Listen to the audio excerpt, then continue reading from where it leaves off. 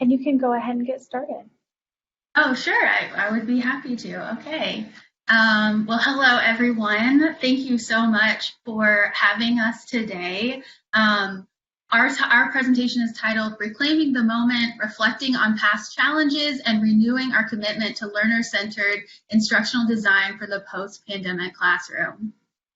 Our hope with this presentation is to share strategies on how to design an effective lesson plan that centers on student engagement. While library instructors have always faced challenges when it comes to getting these library sessions and designing them, we have certainly faced a new set of challenges over the last year. And we want to take this time to reflect on our teaching and what we have learned from this past year to make it even better. In this presentation, we will share our suggestions on how to continue to put students' knowledge and learning at the center of our instructional design work. And we want this presentation to give you a chance to revisit and reflect on lesson planning as we move into a new year. And Jenny and I come from Miami University in Oxford, Ohio, where we teach information literacy classes and provide research help to students. Some challenges that we get whenever we have requests from faculty, I'm sure are probably similar to what you face. But some things that we are asked that can be a little bit more challenging is when we're asked to provide a lot of content in just a 50-minute session. Another challenge can be if we're requested to visit a class and help students on research when they're not quite ready for that step yet. So those can definitely be challenges, whether they're in person or online. Jenny and I have also noticed that professional development specifically on lesson plan design is limited. We talk, a lot about student learning outcomes and those kinds of things, but what we really wanted to do with this presentation is to look specifically at lesson planning and the components that make one successful. So our goals for the session are to reflect on our own instructional practice by thinking about what we know about instructional design, what we want to know, and how to apply it in the future. We also want to recognize best practices for lesson planning in order to design effective lesson plans and address the gaps in our lesson design. And this is a breakdown of our agenda for our presentation today. We're first going to be working on an opening activity together that we are doing on a Padlet. The second part of the presentation, I will be talking more about those components that make up an effective lesson. And the third part, Jenny is going to share with you how she has used those components from part 2 to build a lesson and her thinking and her thought process as she develops a lesson plan. And then in our fourth and last part of the agenda, we are going to do a wrap up. So first, we are doing an opening activity, and this is going to be done on Padlet, but we want you to reflect on your past lessons and describe a time that you had a successful lesson. So how do you know it was successful? What did you do to make it successful? And then also think about an unsuccessful lesson. What happened? What made you realize it was unsuccessful? And we have all had these moments where we've had successful and unsuccessful lessons and continue to improve those things. So Jenny is going to put a link to the Padlet in the chat. And this is what the Padlet looks like. So in the blue notes, you will see our questions from those slides. So the left side is to describe a successful lesson, and then on the right side, describe an unsuccessful lesson. And you can just use the little plus sign on the bottom right corner or double click on the page to be able to do that. And just so you know, these are anonymous. So, we definitely don't want to put anyone on the spot, but definitely we would love to hear your experience and kind of what you've gone through as far as lesson planning. So I will give you about a minute or so to do that.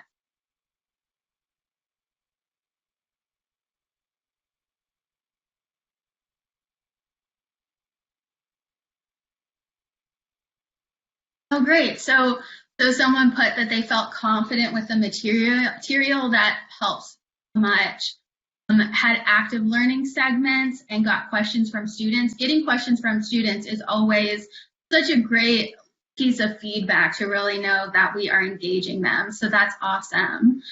Students asked a lot of questions, connected different information literacy concepts. Wow, that's very cool.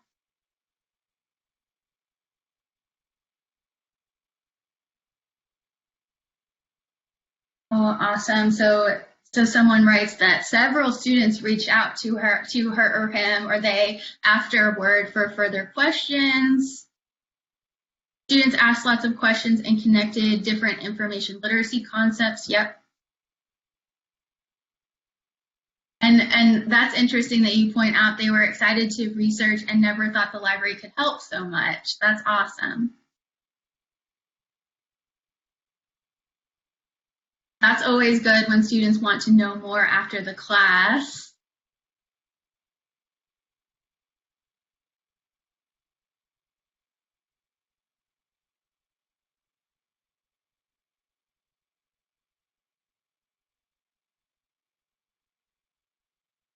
That's great. So someone writes, I had worked with the professor in the past, so I really understood their assignment, and the students viewed me as an expert. I was able to help them all develop their research topics much better because of my experience. That's great.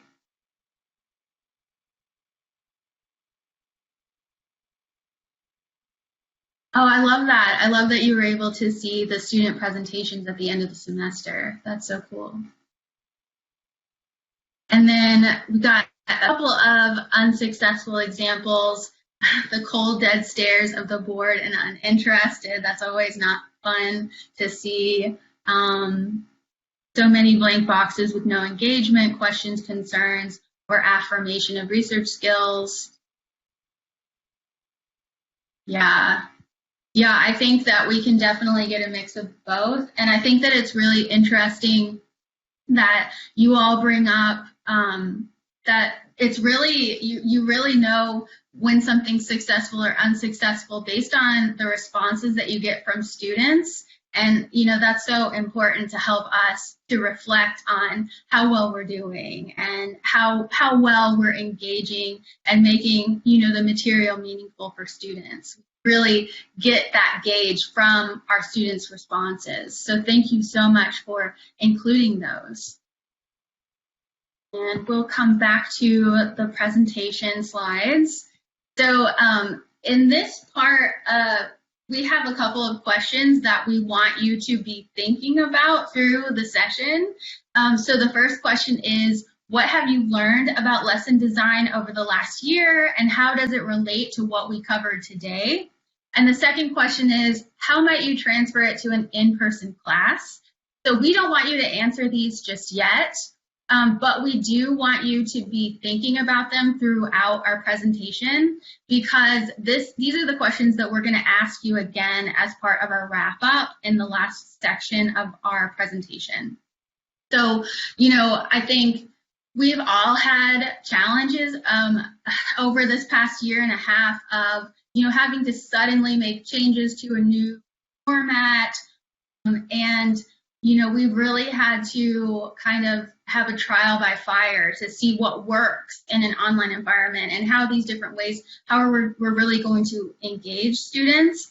And, you know, I think that because we had, you know, had to have such a major shift, that I'm sure that there are many takeaways that you have over this last year of, you know, what you would want to implement when we really do a lot more in-person classes again. So we can't wait to hear what you have to say to answer these questions. And so be thinking about those as we go through the presentation. So for the second part of our presentation, I'm going to talk more about building an effective lesson and those components that make up a great lesson design. And I first want to talk about kind of more of a background of lesson planning. So, you know, one of the most important things to really think about is instructional design and responsive teaching. It's important, you know, that instructional design is really a foundation of a lesson plan. And, it's the creation of learning experiences that result in the acquisition and application of knowledge and skills. And, there are many teaching models that inspire what we do. There is, the ADDIE model, backwards design, and that sort of thing that really helps us to build a good lesson. And what Ginny and I are really focusing on in our presentation today are some specific components that really happen in the development phase of doing a lesson plan. And I also want to point out, the importance of doing responsive teaching, which it sounds like you all are doing a great job at. And so responsive teaching it recognizes that our skills and successes in the classroom really depend on our students' knowledge and what they bring into the classroom. And that a great lesson depends on how we listen to students and help them make meaning in what we are teaching. That we can't just rely on the content, or we can't just rely on a really great lesson plan, but we have to have a plan in place that's flexible enough to listen to our students throughout the lesson and be able to make changes or adapt it to who our students are that we're working with. And I think that, that is another challenge that we have, especially if we are invited into doing a one-shot session. We often have, a limited understanding of who the students are that we're going to be working with, the level of knowledge that they have on what we're going to be teaching. We often don't quite know the dynamics of the classroom or what that environment looks like. So, these are all important questions to ask the faculty and kind of figure out as much as we can before we really hit that development phase of doing a lesson plan. And so now I'm going to talk about the 6 components that Ginny and I have kind of talked about that make up an effective lesson. We've also used resources that we're including in our references slide for you all to look at later as well if you'd like. So the first piece of an effective lesson is providing clear learning outcomes in student language. The second is focusing the lesson on a few manageable parts. The third is logically sequencing instruction. 4, including formative and active learning activities. And then 5, providing clear or explicit transitions between activities. And then lastly, summing up the lesson. And now I'm going to go a little bit more into each of those components. So, it's really important to set learning goals or learning outcomes for students. And it's not only important to set the target, but to also, let students know what they're going to be using to be able to master that outcome and help them kind of make meaning of why we really want them to learn this and help them to see why they should learn it. So that is really the indicator of a good outcome. It also should be in students' language so that they can really understand it and see how they themselves can master that concept or that skill. And student learning outcomes should be observable, measurable, results-oriented, specific. And so this is an example of an outcome to help students quote or paraphrase. It includes what they're going to be using to learn how to do that, and then why they need to know how to do that. The lesser example, is a little too simplistic. It doesn't really get at that why. And, we always have students, that's what they want to know. They want to know, why is this expected of them? What kind of meaning can they make out of that? And so the second component of an effective lesson is focusing the lesson on only a few manageable parts. Cognitive load theory refers to the amount of information that a person can hold at a time. And it's really important for us as teachers to think about how adding, too many activities that don't necessarily contribute to their learning can be overwhelming. And instructional design is much more effective when we consider the limitations of cognitive memory. When students receive too much information, they can reach a point of frustration where they can't learn anymore and don't want to. And may become frustrated about learning topics related to that topic or learning from us in the future. So what we really want to do is stick to a few pieces of learning that allows them to work through that material more effectively and feel better about learning in the future. And so that brings me to the next point, that in addition to grouping learning into manageable parts, it's also important to sequence the material in a way that is easy to understand and helps to scaffold the learning concepts for students. Scaffolding is the support and steps we give students to help them master a new concept. It helps them reach that learning outcome that we have laid out for them. So an example of scaffolding, could be activating students' prior knowledge at the beginning of a session, having them make connections with what they already know with what they are going to learn. And an example of, activating students' prior knowledge, if they're working on a research assignment, we could ask that students share a recent research experience that they enjoyed, or to share a successful and an unsuccessful research project that they've done, something similar to that opening activity that we did earlier in this presentation. Also, scaffolding could be adding in activities that get students to practice a concept that we have taught in class to help them get a better understanding of it. Which brings us to our next piece of this, which is including formative and active learning activities into the class. This gives students a chance to practice their learning in a step-by-step process where they are getting closer to mastering an element of a lesson. In addition to practicing these concepts, these activities allow students to reflect on their thinking processes, think about things that they want to know, things that they are learning, and they can kind of reflect on that, throughout a lesson. These types of activities also give us the chance to check in with students, and we can, see what they're thinking or their assumptions are about a concept that we've taught in class. And this gives us the opportunity to clarify something or maybe even spend more time on a concept that we want to make sure that students understand. And on the right-hand side, there's an example of activities. Another thing that formative learning really helps with is differentiated instruction, which is that this time allows students to work on their individual learning needs and really gives them time to focus on that. Another important point to bring up about doing these activities is really it's about helping students make meaning of what we're teaching them. And, one way to kind of do that throughout these activities is by asking those sincere questions. So the fifth component is providing clear transitions between learning activities. And this allows students to consciously see what they have learned, what they are going to learn, that they're able to really see the transparency of the progress of the lesson and how it's laid out.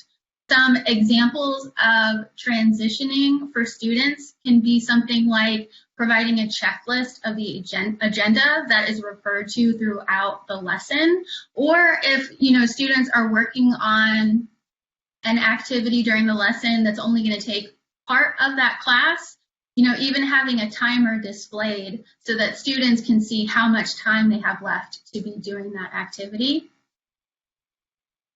And then the very last is summing up the session. So, it's important to sum up what has occurred and evaluate how well students have mastered a new concept.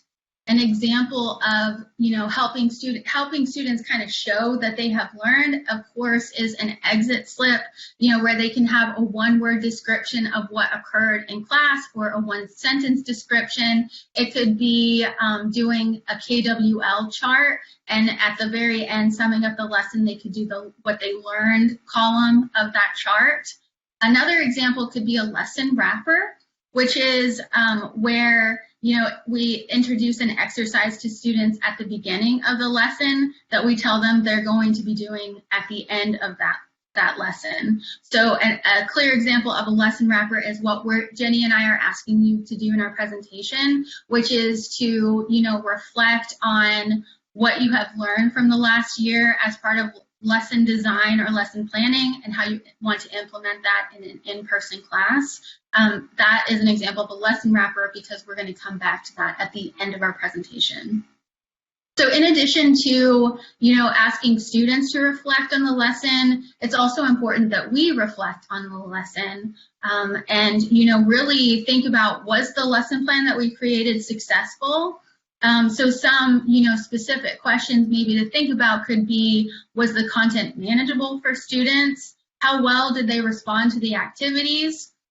Did what they learn in class represent the outcomes that we wanted for them to be able to master? And did I follow the lesson plan point by point exactly? Or did I need to change things in the lesson depending on the interactions that I had with students throughout? So all of these questions are important for us to think about and continue to improve on. And to kind of recap these points, first, it's important to have clear learning outcomes that are clear to students and that they can make meaning of and really understand why we want them to do it or learn about it. Second, having a lesson that's focused on only a few manageable parts so that students can work through that material effectively. Also, third, providing logically sequenced instruction so that students can make sense of what's going on and that we can help them get that step-by-step process to mastering those outcomes that we've set up. Fourth, including formative and active learning activities to get students to reflect and practice concepts we brought up in class. Fifth, providing clear transitions for students to know the progress of the lesson. And then sixth, summing up the lesson. So making sure to recap what has just occurred, what did students get out of the session, and also for us to reflect on how well or how effective that lesson plan actually was. So in this third section of our presentation, Jenny is going to share with you how she has developed a lesson plan from a faculty request and how she's used these components that I've just talked about to make an effective lesson. Thanks, Jacqueline. So it's really easy to talk about all of this, but we did want to be sure we at least showed you a practical application of these principles since we don't really have the time to conduct a full workshop with everyone. These are real excerpts from an email exchange I had with one of my faculty. In the first, she was inviting me to teach, for the first time, a senior level paleobiology class. It was not a capstone course, but it had pretty similar expectations as far as research and writing is concerned. The second is from the following year, about 6 months ago actually. She said she wanted me to provide the same materials, but condensed into a short video lecture. Going through this request, she's basically saying that she doesn't feel past classes have had a great understanding of how to conduct a basic literature search. They seem to be stymied by some of the search interfaces, they may be having issues when searching off campus, and they don't really know good ways to find related information about a particular topic. So looking at this, there's a lot that she wants to cover. What I'm getting out of it is that her students, who are mostly fourth-year undergrads with a handful of grad students, need introductory library instruction and advanced searching instruction, all rolled into a single session or a single video lecture. That's a lot. That's a lot to cover in a one-shot. And this isn't an unusual request. I'm sure it looks really familiar to a lot of you. This isn't even the most expansive or out-of-touch request that I've ever gotten. So how do we figure out how to pack in all this information in a way that is meaningful and impactful for the students? Generally, I start by combing back through the request and identifying the really important bits.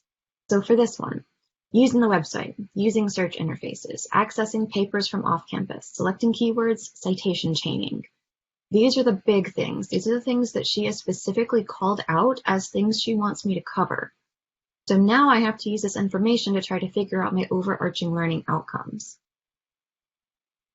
I am a huge fan of this diagram from Vanderbilt.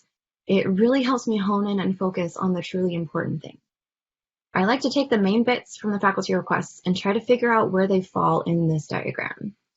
First, what are the things that should endure past this class, past their graduation, out into the real world? What are the things they really need to take with them, those of which they need to have that enduring understanding? Then there are the things that are important for the students to know and do right now, specific to this class or to our university. Things that will serve them while they're here, but may become less important once they leave this environment, once they leave this context.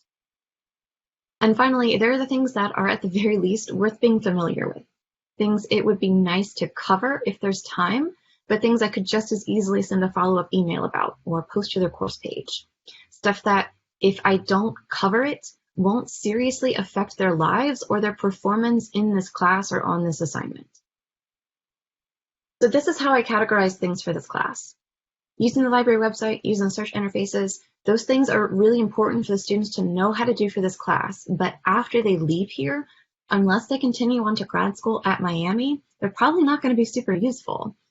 They may encounter similar interfaces later on, but if they at least know how to use our interfaces, they can easily figure out others down the line.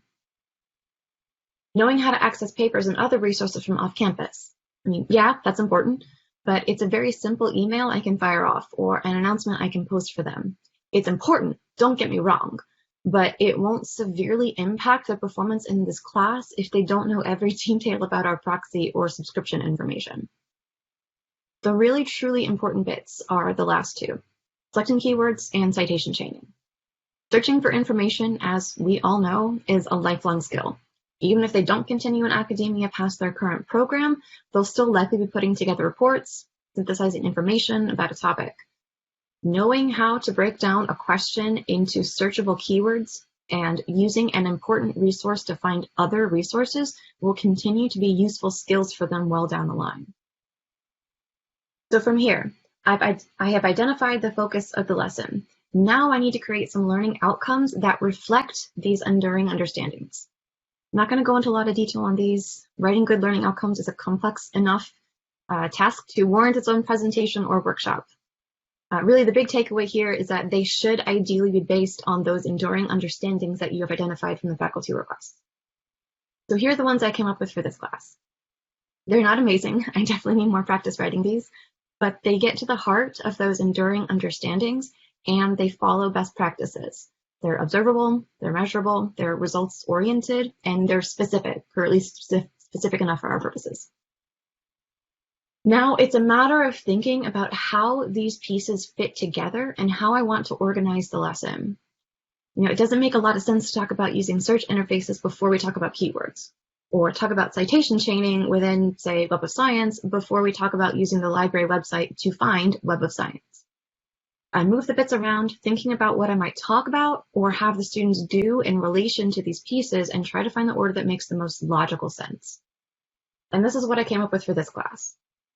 Start by engaging them early and making a connection between their assignment and my materials by having them start thinking about their research question and how they might break it down into searchable keywords. Then we take their keywords and have them practice searching in one or more databases. If we have time, I'll make sure to address how to access resources from off-campus, but if not, no worries. And then once they've found at least one good resource, we'll cover citation chaining using that resource as a starting point. After I've figured out the overall structure, the skeleton of the lesson plan, I want to solidify the active learning exercises I want them to do during class.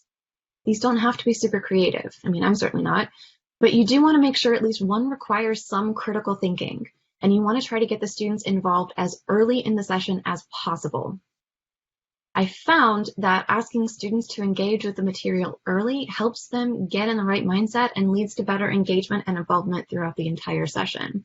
Less of those dead-eyed stares, right? Not completely gone, but fewer of them.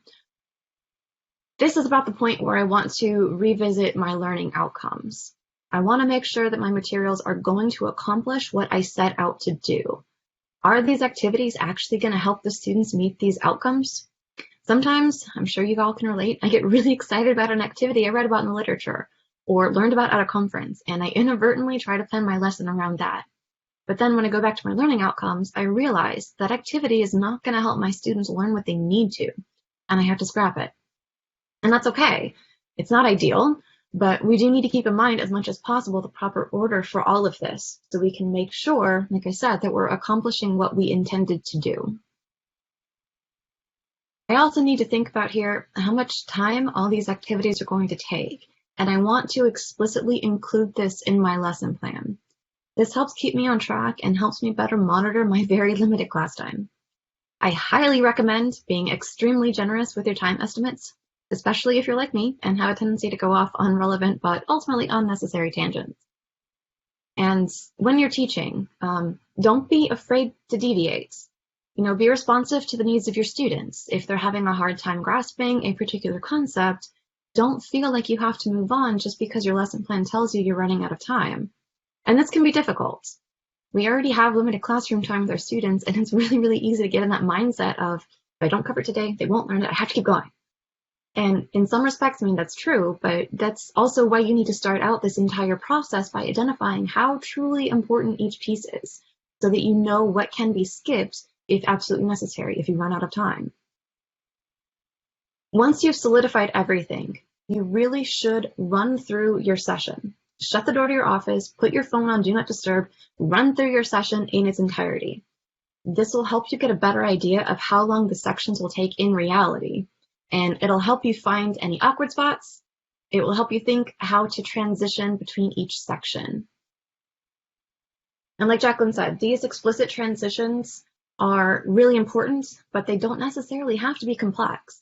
As long as the students know what to expect at every point in the session, you've done well. This can be as simple as saying, all right, we're going to take the next 5 minutes to brainstorm relevant keywords, or having a slide with the schedule for the session for the students to see what's coming up. Just something to get them in the right mindset, to help them focus on what they're doing instead of watching the clock and wondering when this will end. And finally, reflection is one of the key aspects of good instructional design. I would argue it's one of the most important aspects. You want to make sure your students reflect on what they learned, and you want to make sure you reflect on what you did. For your students, like Jacqueline mentioned, things like exit slips or lesson wrappers can help them recall what we covered and also think about what they are still unclear on. This information can help your reflection by helping you identify what went well and what needs work, as well as what didn't work at all and needs to be changed. If you see multiple students saying that some part of your session was unclear, that's a really good indication that's something you can devote more time to for the next session.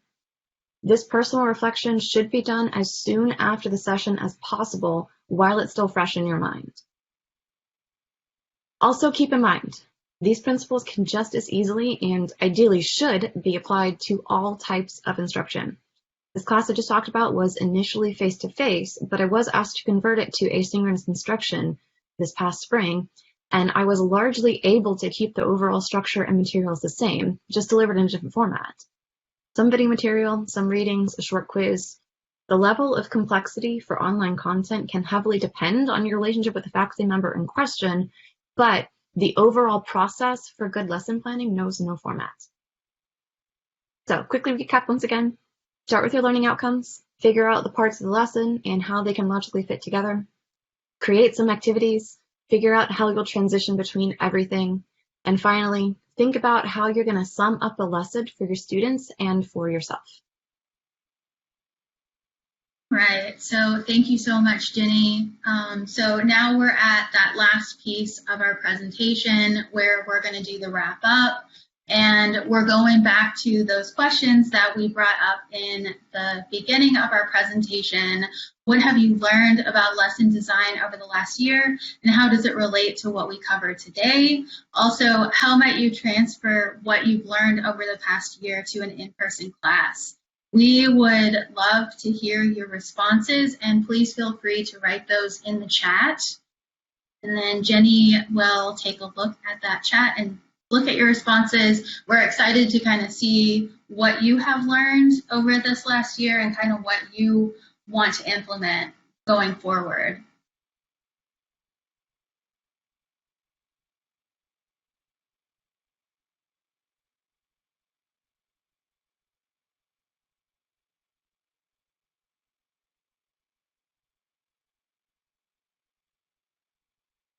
Don't see anything coming through just yet, but I do want to I also want to take this opportunity to let you know, if you have any other questions or specific questions about lesson planning, please feel free to post those as well.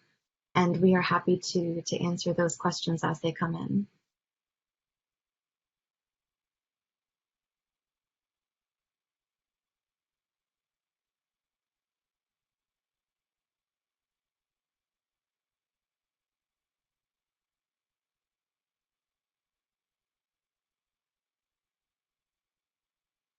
I'm happy to kind of get us started. One thing I've learned about lesson design for myself is that it's really, really easy. Once you've had a few years of teaching under your belt, like I have, I'm still a relatively new librarian, but I've discovered that it's really, really easy to get in that mindset of, oh, I've taught this class before, I don't need to prepare as much. And then you get in and realize that, oh no, I really should have thought about this a lot more. And just kind of really keep up that goal of, constant improvement and personal reflection. That's something that I definitely need to get better at for those repeat classes. Yeah, I think that's a good point, Jenny. And looking at these questions can be something even very simple.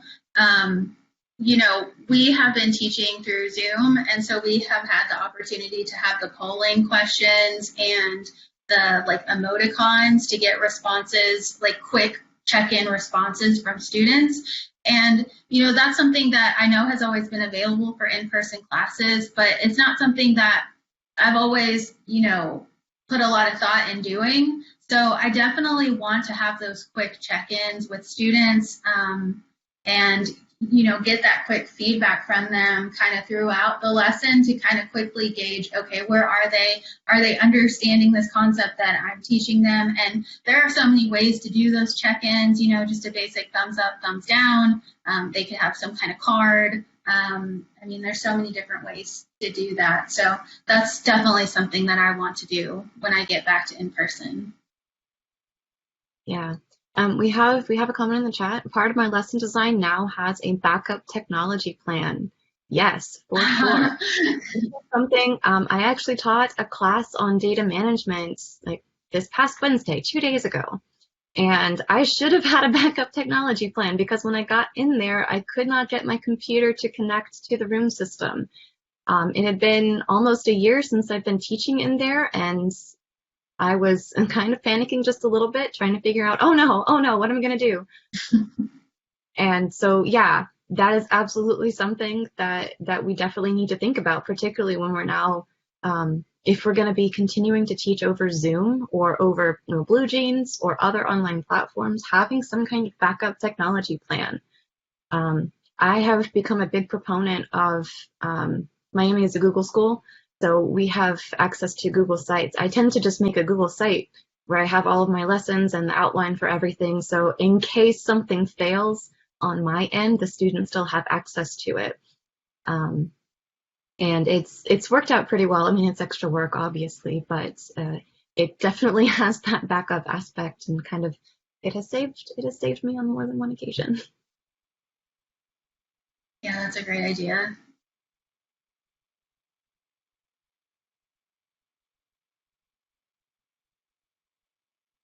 I'm not seeing anything else come through the chat. I don't think I saw any additional things come through on the Padlet. Oh, okay. But we, like we said, like our emails are part of this, on this slide. So please feel free to reach out to us. If you have any further questions, if you want some clarification, if you just want to, vent a little bit about how difficult any of this past year was for all of us, we would love to continue this conversation, love to hear your thoughts about this and how we can all improve on our lesson planning and everything teaching related.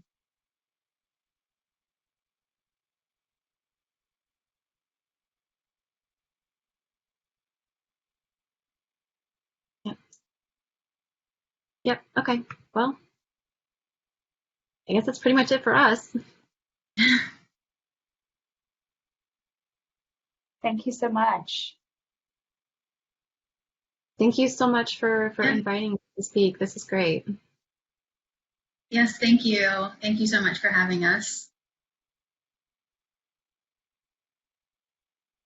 All right, well, I guess everyone take care.